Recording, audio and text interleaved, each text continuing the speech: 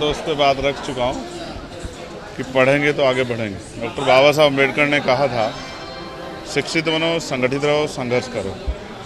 तो हम लोग जागरूक करें लोगों को और वो अपने अधिकारों के प्रति जागरूक हों, तैयार हों अपने छिने हुए अधिकारों को लेने के लिए।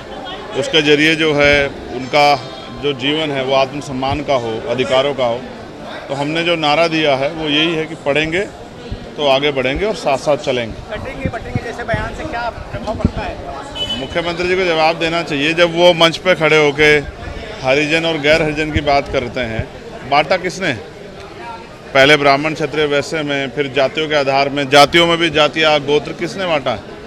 आप जानते हैं कि ये सब जो है जिन लोगों ने व्यवस्था बनाई उन्होंने ही बांटा है। बटे हैं सच में। अब जब इस व्यवस्था कैसे तो भी कटते थे, तो भी मरते थे, तो भी बिना अधिकार के रहते, तब भी जुल्म सहते थे, अभी भी सह रहे हैं। तो मुख्यमंत्री शायद जो है उनको एक ही लालसा है कि उनकी राजनीतिक जो है चीज़ें आगे बढ़ती रहें, उनकी पार्टी आगे बढ़ती रहे। उनको ना समाज से, ना प्रदेश से, ना देश से कोई लेना देना नहीं है कि उनके बयान का क्या असर समाज पर हो।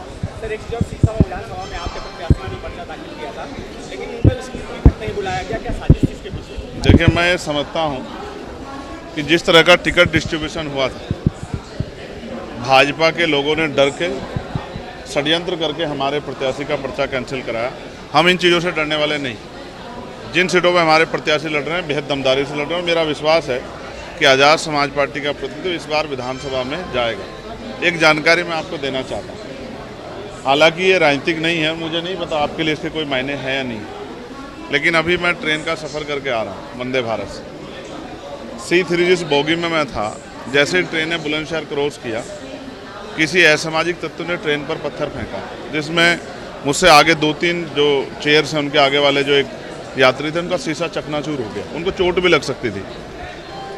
मेरी नज़र में ये ज़रूरी नहीं कि षड्यंत्र का हिस्सा हो, किसी को नुकसान पहुंचाना, ये लापरवाही भी हो सकती है, ये जानकारी का अभाव भी हो सकता है। मैंने ये अपील की है एक्स के माध्यम से अपनी बात रखते हुए कि सबसे पहले गाँव में, घर में माँ बाप और फिर स्कूल में एक जिम्मेदार नागरिक बनाने के लिए संवैधानिक कर्तव्य, संवैधानिक अधिकार के साथ संवैधानिक कर्तव्य क्या है एक नागरिक के, उसके लिए भी हमें लोगों को तैयार करना चाहिए बचपन से ही।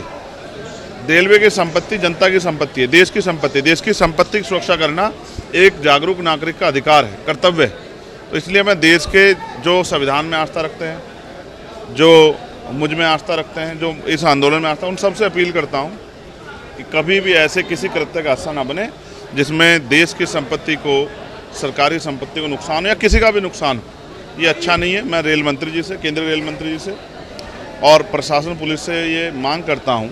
करोड़ों रुपए का नुकसान भी रेलवे का हो रहा है, जनता का नुकसान है। तो कभी कभी गैर जिम्मेदारी में, लापरवाही में हम अपना ही नुकसान करते हैं। तो इन सब चीज़ों से दूर रहना चाहिए। इसका नुकसान होगा, कल उन पर कार्रवाइयाँ होंगी। ये नासमझी खतरनाक है। इसलिए मैं अपील करता हूँ सभी जागरूक नागरिकों से, उनके माता पिताओं से, बच्चों के और उनके परिवार के लोगों से कि ऐसी किसी भी घटना के लिए सबसे पहले स्वतः अपने बच्चों को घर पे जागरूक करें और फिर स्कूल में भी इसको बचपन से पढ़ाया जाना चाहिए कि क्या आपको करना है, क्या नहीं करना है। सर, एक सवाल और, सीसामऊ विधानसभा आप आए थे, कुछ दिन पहले कानपुर आए थे, आपने कहा था इरफान का सपोर्ट किया जाएगा, आप क्या कहते हैं? देखिए, राजनीतिक रूप से मेरी कुछ मजबूरियाँ हैं, लेकिन अगर वो उनके परिवार के लोग चुनाव लड़ रहे हैं तो जनता को तय करना है कि जब किसी पर जुल्म हो तो उसकी मदद करनी है या उसको अकेला छोड़ना, जनता को तय करना है।